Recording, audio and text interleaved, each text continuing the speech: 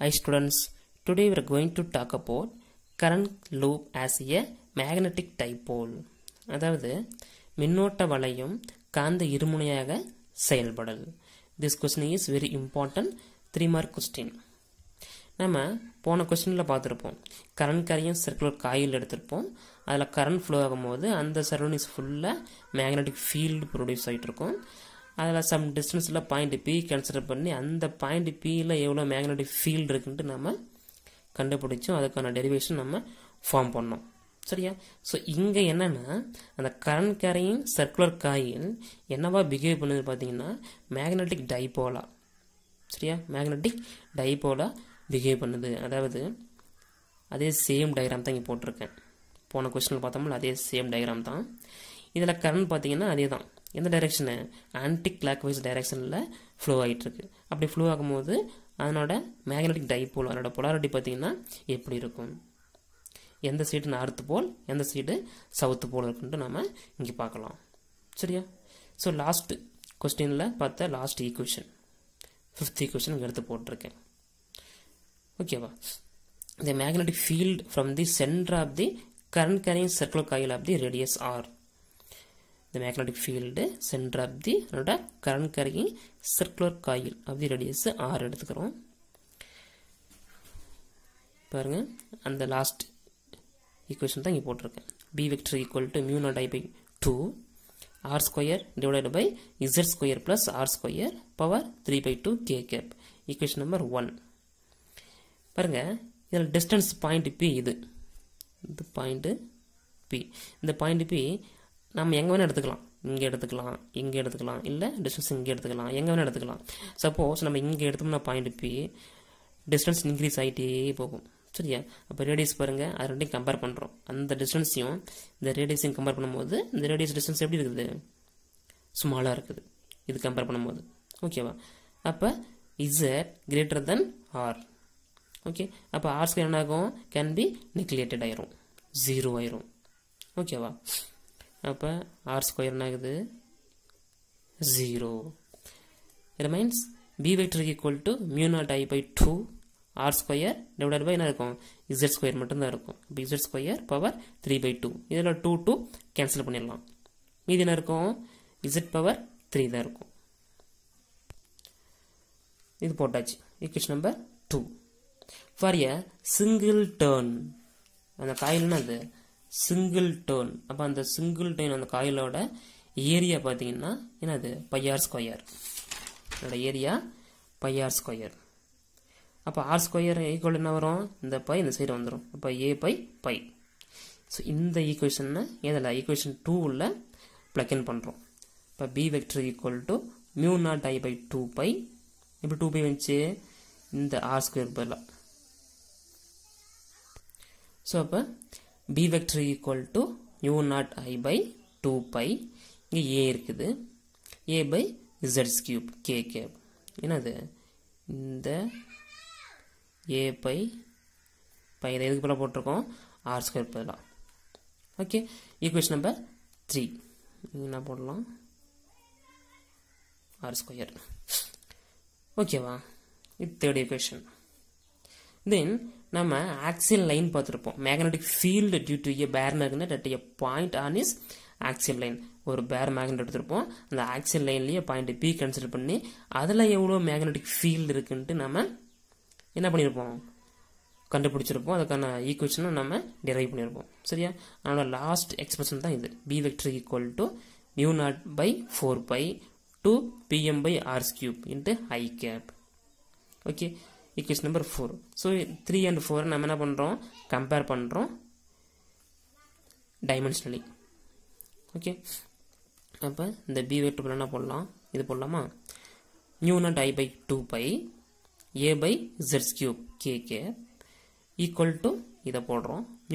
Mu naught by 4 by 2 pm by r cube into I cap. This is the I cap. இது ஏன் I cap போட்டிருக்கோம்? ஏன்னா இது x axis. ஏன் k cap போட்டிருக்கோம்? இது வந்துட்டு z axis. சரியா? இந்த ஆக்சிஸில் இருக்கிற அந்த யூனிட் வெக்டர் பார்த்தீங்கன்னா I cap, j cap, k cap. So அது எல்லாமே நான் அதனோட வேல்யூஸ் பார்த்தீங்கன்னா 1 தான். ஓகே, அதனால் நாம் என்ன பண்ணலாம், அதில் மூணுமே சேம் தான், I, J, K மூணுமே சேம் தான், ஏன்னா ஈக்குவலி 1 இருக்குது. அப்போ நாம் ஐக்கு பதில் என்ன போட்டுக்கலாம், K போட்டுக்கலாம். சரியா? அடுத்து இங்கே Z இருக்குது, இங்கே R இருக்குது. ஓகே, ரெண்டுமே டிஸ்டன்ஸ் தான். அப்போ இசட்டுக்கு பதில் என்ன போடலாம், நம்ம 6 போட்டுக்கலாம். அப்போ ஆருக்கு பதிலாக நம்ம Z போட்டுக்கலாம். ஓகேவா? அப்போ என்ன வரும், μ0IA divided by 2π Z³ K gap. இதை அப்படியே போட்டோம். இங்கே நம்ம என்ன சேஞ்ச் பண்ணுறோம், ஐக்கு பதிலாக K கேட்போம், ஆருக்கு பதிலாக Z போடுறோம் நம்ம. ஓகேவா? μ0I/4 பை 2PM ஐக்கு பதிலாக K கேப் டிவைடட் பை ஆருக்கு பதிலாக Z³. ஓகே, அப்போ இது ரெண்டு ஈக்குவல் பண்ணி கேன்சல் பண்ணுறோம். இங்கே 2π 4π. ஓகே, அப்போ என்ன இருக்கும், 2 இருக்கும். ஓகேவா? இந்த 2 கேன்சல் பண்ணியாச்சு. அடுத்து μ0 cancel, K cap cancel, Z³ cancel.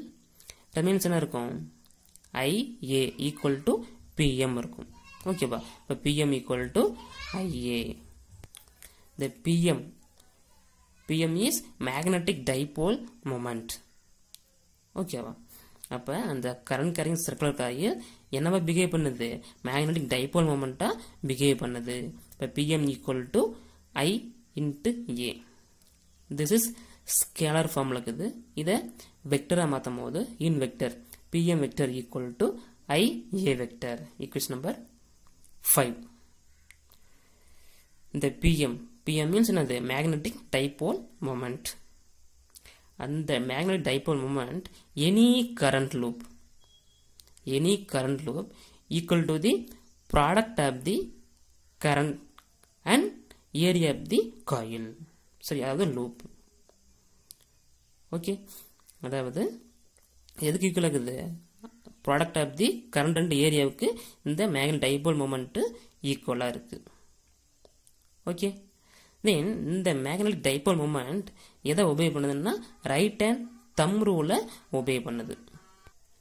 பாருங்க, ரைட் ஹேண்ட் தம் ரூல் நமக்கு தெரியும், முன்னாடியே பார்த்துருப்போம் நம்ம. This is conductor. இதில் கரண்ட் ஃப்ளோ ஆகும்போது சரௌண்டிங்ஸ் ஃபுல்லாக மேக்னெட்டிக் ஃபீல்டு ப்ரொடியூஸ் ஆகும். ஸோ ரைட் ஹேண்ட் தம் ரூல், ரைட் ஹேண்ட் வைக்கும் போது இந்த பெருவிரல் வந்துட்டு மேல் நோக்கி இருக்குது. அந்த பெருவிரல் கரண்டோட டைரக்ஷனும் மற்ற 4 ஃபிங்கர்ஸ் மேக்னெட்டிக் ஃபீல்டு டைரக்ஷனும் அதை மென்ஷன் பண்ணும். சரியா? இங்கே என்னன்னா அதே மாதிரி தான் இந்த மேக்னெட்டிக் டைபோல் மொமெண்ட் எந்த டைரக்ஷன் இருக்குன்னு பார்த்தீங்கன்னா இந்த டைரக்ஷனு கரண்டோட டைரக்ஷனு. சரியா? ரைட் ஹேண்ட் தம் ரூல் அந்த டைரக்ஷன்லேயே அதை இருக்குது. ஓகேவா? அப்போ அந்த காயில கரண்ட் எப்படி ஃப்ளோ ஆகுன்னு சொன்னேன், எப்படி ஃப்ளோ ஆகுது, ஆன்டி கிளாக் வைஸில் ஃப்ளோ ஆகிட்டு இருக்கு. அப்போ இதனோட பொலாரிட்டி பார்த்தீங்கன்னா எப்படி இருக்கும், இது நார்த் போல், இது சவுத் போலாக இருக்கும். ஓகே, அதுவே கிளாக் வைஸில் கரண்ட் ஃப்ளோ ஆனால் இப்படி ஃப்ளோ ஆகும்போது ஆன்டி கிளாக் வைஸு, ஸோ இப்படி ஃப்ளோ ஆகும்போது கிளாக் வைஸ். அப்படி கிளாக் வைஸில் ஃப்ளோ ஆகும்போது அதனோட டைபோல், அதாவது அந்த பொலாரிட்டி எப்படின்னு பார்த்தீங்கன்னா இங்கே நார்த் போலாக இருக்கும், இந்த இடத்துல சவுத் போலாக இருக்கும். ஓகேவா? அதனோட எண்ட் ரூல், அதாவது முனை விதி பார்த்தீங்கன்னா current in circular loop, anti clock வைஸில் அந்த கரண்ட் இருந்தால், அந்த கரண்டோட டைரக்ஷன் இருந்தால் அதோட பொலாரிட்டி பார்த்தீங்கன்னா நார்த் போல். சரியா? நார்த் போல் மேலே இருக்கும். ஓகேவா? அதாவது இது சிம்பிளாக சொல்கிறாங்க, நார்த் போல் என் போடும் இல்லை. இப்போ அந்த டைரக்ஷன் முனையில் பாருங்கள், இதுதான் எண்டு, அந்த முனை அதில் டைரக்ஷன் இப்படி மேலே போகுது, இது கீழே வருது. அப்போ இது ஆன்டி கிளாக் வைஸில் போயிட்டுருக்கு. அதுவே கிளாக் வைஸில் கரண்ட் ஃப்ளோ ஆனால் அது என்ன போல், சவுத்து போல். ஓகேவா? அதே மாதிரி தான் இங்களோட எஸ் போட்டிருக்காங்க. எஸ் அதனோட டைரக்ஷன் அந்த எண்டு முனை, இதில் அதனோட டைரக்ஷன் பார்த்தீங்கன்னா எப்படி இருக்குது, கிளாக் வைஸில் இருக்குது. ஓகே, ஸோ வெரி சிம்பிள் தான். This is 3 mark question. ஓகேவா? ஸோ பொறுமையாக பாருங்கள். Okay, thank you.